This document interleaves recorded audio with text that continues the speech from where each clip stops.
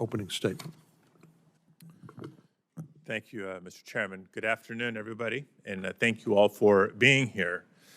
You know, prior to the start of this Congress, for nearly 4 years, I served as chair of this subcommittee with then Ranking Member Cornyn. Now our roles have been reversed, so I'm happy to be here as a ranking member under Chairman Cornyn's leadership here.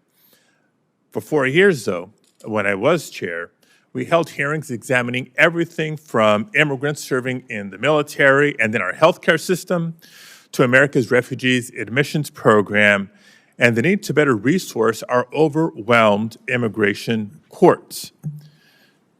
So today, 6 months after President Biden has left office, we hear Republicans continue to talk about how Donald Trump has solved our border crisis.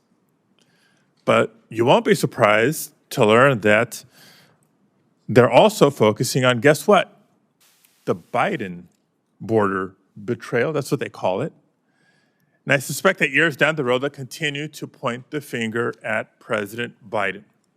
But here's what Republicans won't be saying. That if Donald Trump and Republicans were truly focused on just targeting violent criminals, Democrats would have no objections. I know I've been saying it. If that's really what was going on, there would be no discussion, there would be no debate, there would be no disagreement. You also won't hear Republicans share the data, the fact that a large number of undocumented immigrants in the United States actually entered the United States lawfully and are only currently undocumented because they overstayed their visa, or maybe they entered the country following the rules of the temporary protected status programs outlined by prior administrations, but protections that have been removed, turning a legal immigrant into an undocumented immigrant. You won't hear them share those facts. 6 months into Donald Trump's second term as president, it is increasingly clear who the administration is going after. Just look at how they're doing it. They're raiding workplaces and staking out court hearings. They're going after farmers and farm workers, students and families and business owners, many of whom, other than being undocumented, do not have any violent criminal record, and men who have been living here, contributing to the success of their communities and the country for years and years, if not decades. So none of what we're seeing happening around the country, or very little, is actually targeting criminals. And I'm not asking you to take my word for it. It shouldn't be hard, but it is hard for some to take my word for it. Let's look at the administration's own data. Less than 10% of immigrants who ICE has taken into custody have serious criminal convictions. Less than 10%. Again, don't just take my word for it. This is administration's data. In fact, compared to the first Trump administration, these Donald Trump and Stephen Miller quotas have led to a 500% increase in the number of arrests of non-citizens without criminal records. And as a federal judge ruled less than 2 weeks ago, there is, quote, a mountain of evidence, end quote, showing federal agents are illegally profiling and arresting people based on their race, accents, or work.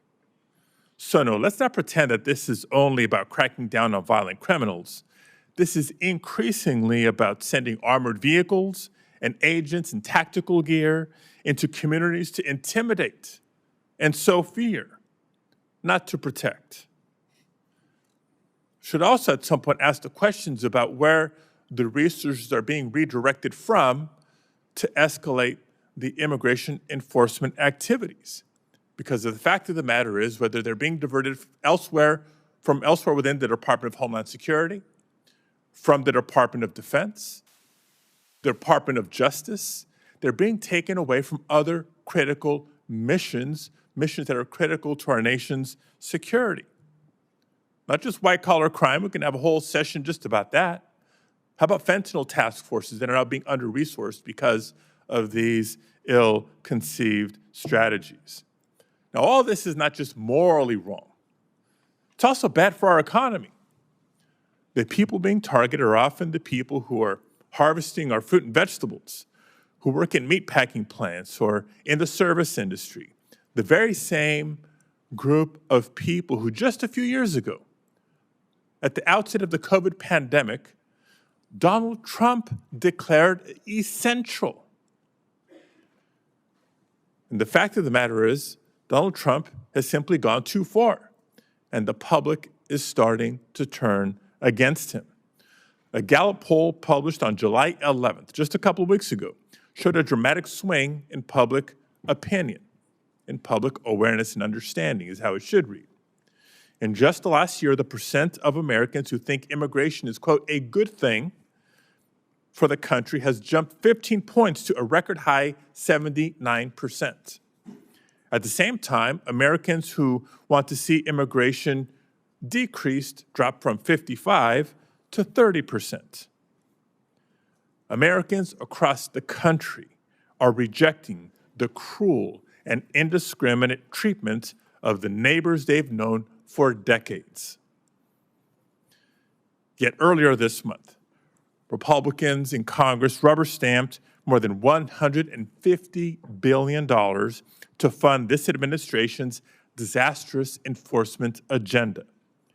$150 billion, not to help hire additional asylum officers that we so desperately need to process the cases and meet the demand on our system, not $150 billion to ensure that unaccompanied children, for example, some as young as 2 or 3 years old, have legal counsel as they face a judge on their own, with their own future on the line, and not $150 billion to hire additional immigration judges, even as more and more people are detained and the administration is firing immigration judges at alarming rates.